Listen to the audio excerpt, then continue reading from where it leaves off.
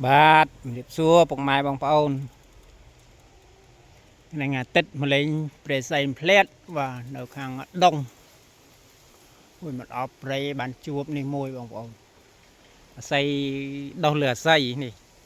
មកដុំបងប្អូនអើយស្អាតតាប៉ុន្តែអត់យកឲ្យបងប្អូនធំពេកនេះដើមគាត់ចាញ់តែមួយនេះតែមួយនឹងឆ្កលចាញ់មកម្ដងនេះ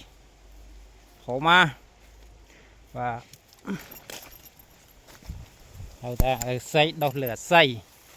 នេះនប់គាត់ស្អាតទៀតបាទនេះបងប្អូនខ្ញុំអត់កាត់ទេទុកឲ្យបងប្អូនណាមាននិស្ស័យមកជួបឲ្យគាត់មកកាត់ចុះបាទអរគុណច្រើនពុកម៉ែបងប្អូនបាទព្រៃធំបងប្អូនអើយបើអត់មានអត់ជួបរបស់ពិសេស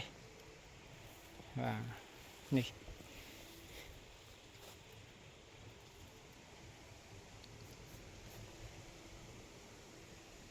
ចាំជួបរបស់ពិសេសជួបតែមួយនឹងអាស័យដោះលើអាស័យ